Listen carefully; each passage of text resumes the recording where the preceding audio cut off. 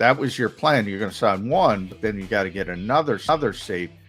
And whether that's going to be Honey Badger after the draft or it's going to be a draft choice, you have to see how that part of it shakes out. But yeah, I mean, I don't have a problem with them not bringing Cloud back.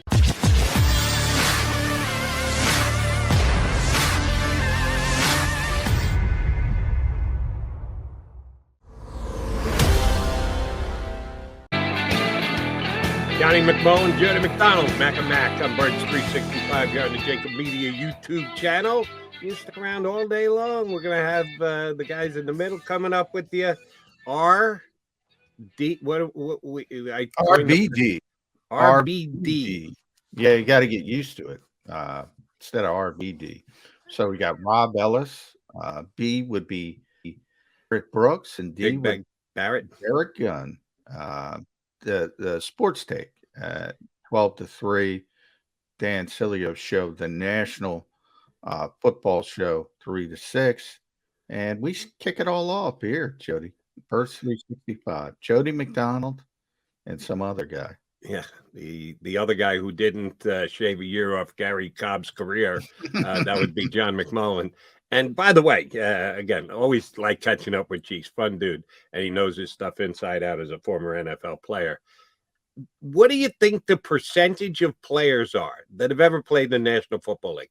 And it's an ever-growing number because we got more teams than we ever did now, and you got practice squad guys who can jump right in and play, and doesn't mean they're going to have a long and prosperous career, but they can say they played in the National Football League. What do you think the percentage of guys who played 11 years in the league is? Oh, not a lot. I wouldn't even know where to start, but I'd say 10% or lower. I would say less than 10. I was going to say somewhere between 5 and 10. Yeah, percent of the players. So if you're in that group, that significantly small group of players who logged 11 years in the league, that's an accomplishment. And I shaved a year right off of them, so I need to apologize for that to JAKIB. All right, J-Mac, Harry Roseman's going to talk to the media today. You guys will fire whatever questions you can come up with that will try and give us at least a hazy picture of what the Eagles are going to do with the draft. How much of the concentration of today's media session, and we'll surely be talking about it tomorrow here on Birds 365, is going to be on what the Eagles haven't done in free agency yet so far this year? No, they got Hassan Reddick. I really do like the Kazir White signing. The bringing it back, running it back, Derek Barnett, Anthony Harris signing is not exciting anyone. It's not exciting me, and I don't think it's exciting many people. I know at the owners' meeting, Howie's did say this is a marathon, not a sprint. The offseason we're a long time before week 1 of the NFL. Oh, I can tell you exactly how long. 114 days before the first Sunday in the National Football League. How is Howie going to dodge the questions about how you haven't really upgraded the roster all that much this offseason? You better hit some home runs during the draft. How's that going to go today? Well, you've already seen it. I mean, Howie got some of those questions at the combine, then at the league meet as well. So, he's always what you just said. He constantly goes back to this is a long process. This is talent gathering season. In August, he'll talk about trades and the past. Ronald Darby. We've been able to add players later in the process, blah, blah, blah, yada, yada, yada. You talked about JAKIB playing in the NFL for years. Well, Howie Roseman's been a GM for a long time as well. And with experience comes a little bit of wisdom or whatever you want to call it, but he's certainly able to handle things like that. So, you try to phrase things. If I were going to talk about that, I'd say, obviously, when you start free agency, you have a plan. Plans don't generally go in this league the way you want them to, because he's not going to talk about specifics. He might talk about Calvin Ridley or somebody like that because he got suspended. But obviously things haven't gone the way you projected or wanted. How does that shift your thinking in the draft? Maybe you can get them to say something that way. That's how you gotta whittle with things and phrase things to potentially get information out. Because again, it's not going to be about specific players. Now, look, some knucklehead's going to say, "Hey, what do you think of so and so?" And they're, they might give you a couple says, but that's how I try to go about these things. Try to get them to talk about themes and what's going on with the team, and even that's probably not going to work, to be honest. All right, one question I hope is asked today, and I'm pretty sure it will be. I got a text yesterday from this McMullen guy in the middle of the day who told me that the details had come out on the Rodney McLeod signing. Yeah, that he not signed much. a 1-year deal for less than $1.8 million. What is even the veteran minimum for a guy who's been in the league?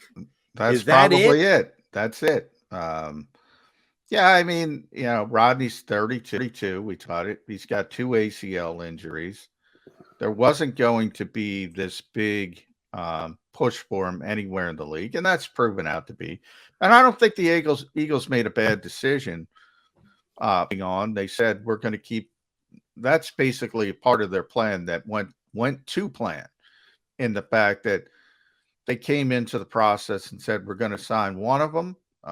They signed Anthony Harris. They thought he was the better option. I kind of and by the way, I didn't think they would sign Anthony Harris. I thought they would sign Rodney McLeod because of the romanticism of his work in the community and what he's meant for the organization, whereas Anthony just got here. So I think that was a prudent football decision.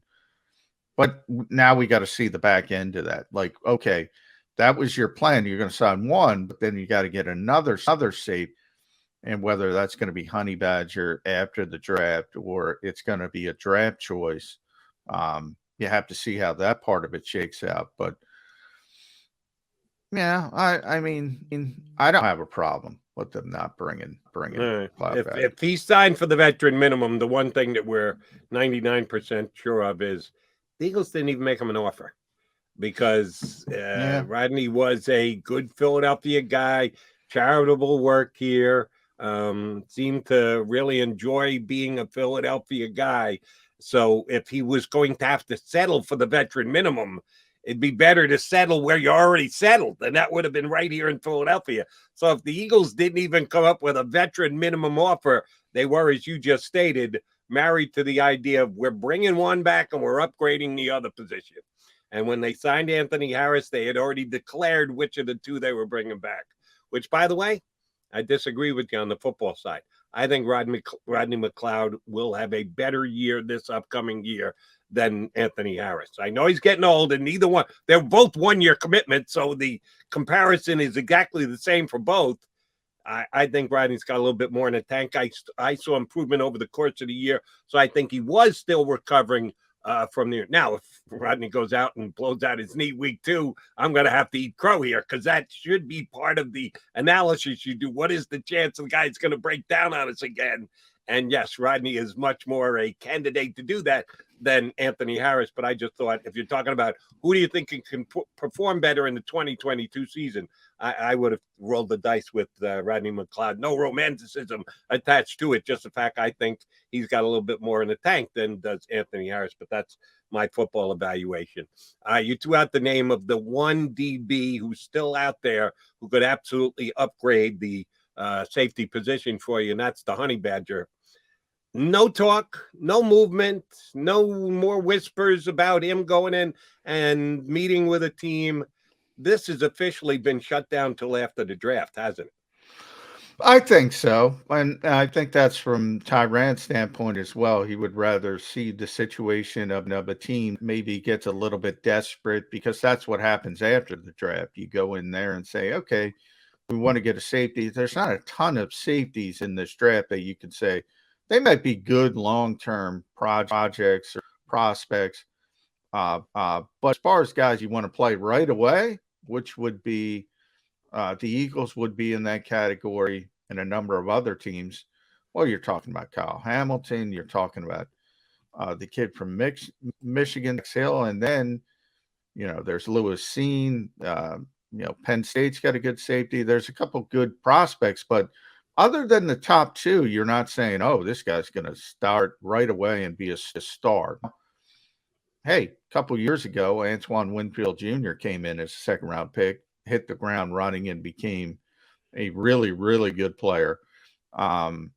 So it's not like it can't happen, but I don't know if you can go into that and be comfortable with one of those other names and say, all right, no doubt about it, this guy's a starter. So then you get to the desperation mode. That's where a guy like maybe Matthew can better deal after the draft. And, the Eagles' perspective is probably, well, let's see if we can get the cost-effective option. And if we can't, we'll go back, and then we'll see where the market is. So each side is sort of gambling a little bit on what's going to happen. We'll see how the safety position shakes out for the Birds. Chances are, if they're not getting Kyle Hamilton, which you and I can both cross our fingers and hope and believe that he's actually going to fall down to 15 because we're both big fans of his game, I don't think they're going safety with either of those two picks at 15 or 18 if Kyle Hamilton is not the guy. I did see a consensus mock on CBSSports.com today, which a lot of times are actually, at least for my taste, better, because any one guy can have a great mock or a bad mock. You don't know who it is. But if you use several and just do a consensus divide between where they're picked up, these ones seem to be closer to actually what happens on draft day. And CBS used 12 of their guys to come up with a consensus mock draft. And here were the Eagles picks at number 15, Jamison Williams, the wide receiver from Alabama, who could fall down to number 15 because he's coming in off the injury at the end of the season. A lot of people had him ranked before the injury as the number one wide receiver in this draft. So if you're getting a player of that former ranking and rating, that's not a bad deal in number 15. And George Karlaftis from Purdue, edge rusher, coming in at number 18. If those are the two picks that the Eagles end up with, John McMullen, how do you think they did? I would like that. I'm a big fan of Jamison Williams specifically. And, the Eagles have kind of said it's not about this year, right? So I'm willing to wait for the best receiver in the draft. So I like that part of it. Karlaftis is interesting because I think it's a need. I think it's a good player. I haven't got sense that the Eagles have tremendous in them as opposed to the other edge rushers. Now, maybe that's the subterfuge, and maybe they're trying to throw people off. So we'll see how that shakes out. I think it would be a good pick for the Eagles. I don't think the Eagles like him, but that's just my speculation. And we'll see how that shakes out. But I think it on a personal level, I think it would be a good haul in the first, and I'd be really excited about Jamison Williams. All right, let me ask you about the wide receiver position, because that is something the Eagles are going to consider. We continue to point out that Zach Pascal is the veteran wide receiver that they've added to this point, no matter how many guys they were quote unquote in on or attempted to acquire or talk to or made free agent offers to. The addition so far has been Zach Pascal, the teacher's pet of the coach. So if they take a wide receiver with one of their 2 first-round picks, nobody's going to be too surprised. If you want to, you could put Jahan Dotson in the mix and make it 6 deep from Penn State. I draw the line more so at 5. I think Dotson is the 6th, and there's a little bit of a drop-off. If you disagree with me, please tell me so. But rank the top 5 wide receivers for me. I don't want to put them in an order because I don't want to try and influence you. I think you know what 5 receivers I'm talking about. How would you rank them for the Eagles? Not overall, but fit for the Eagles, because that is a bit of a factor. You can't just dismiss that. I don't put as much stock into it as some other people do. But give me your ranking of the wide receivers. What do you think the Eagle draft board is going to look like at wide receiver come day one of the draft? Yeah, I try to take my biases out of this because, I've said, look, I don't want Drake London, but it partially is because of JJ, and that's not Drake London's fault. And I don't want Traylon Burks partially because of Jalen Reagor, and that's not Traylon Burks' fault. But for the Eagles, I would say Jamison Williams 1, Olave 2, Garrett Wilson 3, Drake London 4, Traylon Burks 5, and I gave you the reasons on Drake and Traylon. I like Olave's route running better than Wilson's, and I say it all the time. I want route runners, man. Until I have a coaching staff, until I see a coaching staff that can take advantage of manufactured touches and manufactured stuff, I want route runners because I know route runners can get separation and get open and just put them out at their normal positions and they can be effective. So that's why I lean towards those two guys, Williams and Olave, more than the other three. Yeah, we're close. We've got number 4 and number 5 in the exact same order. I think Garrett Wilson is the best wide receiver in this draft. He's a combination of the things you mentioned. If Olave is a better route runner, which I'm not sure he is, but if you even work with that assumption to start, Wilson's got more explosion. Wilson gets behind defenses. If you're going to use a first-round draft pick again, get us a guy who actually does make big plays rather than we're projecting he makes big plays like Jalen Reagor. And Wilson was the bigger playmaker this year for Ohio State over Olave when they were paired together on the outside for the Buckeyes. So I would take Wilson 1. I would take Williams 2. And, yeah, probably would have been Williams 1, but the injury is the injury. And wide receivers certainly come back from that injury. Most of them do. Not all of them do, and that's why there's a little trepidation. And that's why I put Wilson ahead of Williams, Olave 3. I've gotten calls on WIP about, Drake London. The Eagles need a big wide receiver. They need the Alshon Jeffries replacement. Do people forget that Alshon, when he first came in, didn't exactly light the world on fire?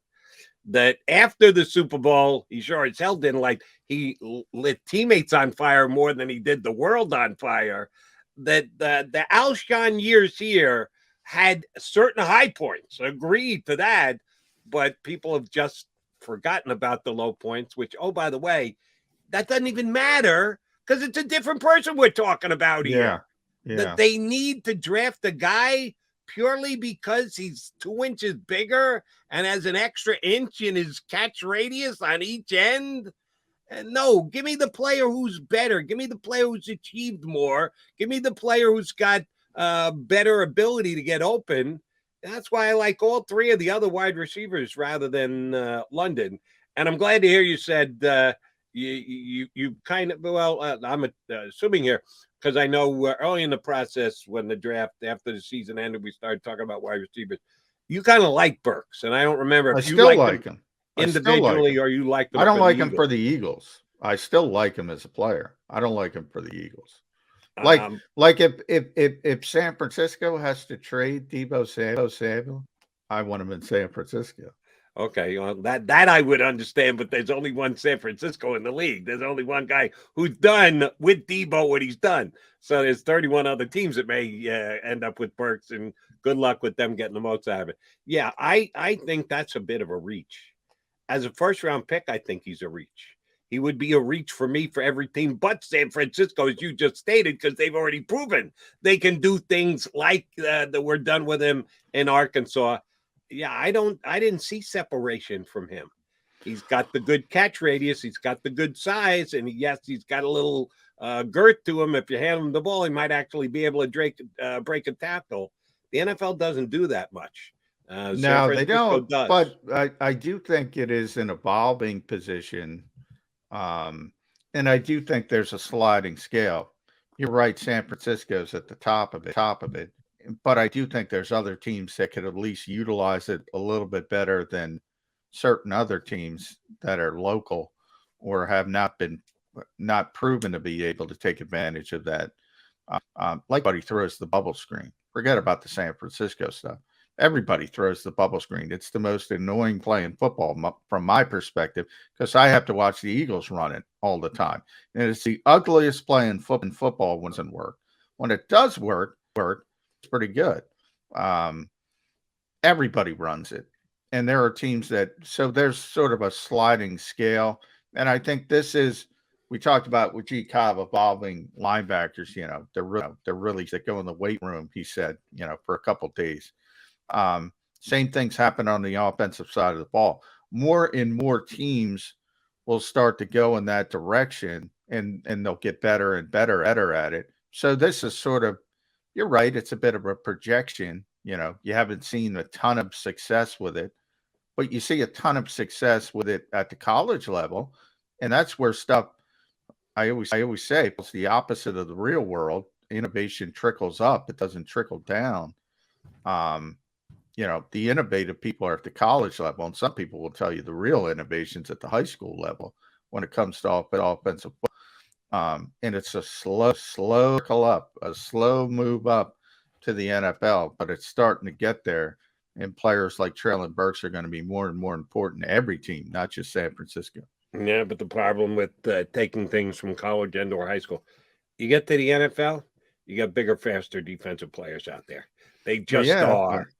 No doubt it's a higher level, but the themes are already here. I mean, NFL offenses, they used to, behind the scenes, they would say, oh, you would hear the gruff talk. That's college bullshit, bull bleep, blah, blah, blah. Now it's like, we better do this, better do that, because we're getting left behind. And all of a sudden you start talking about, people complain about, well, quarterbacks can't go through their reads. So now they're starting to, well, they can't do that. So let's do what they do well. All that stuff, zone reads.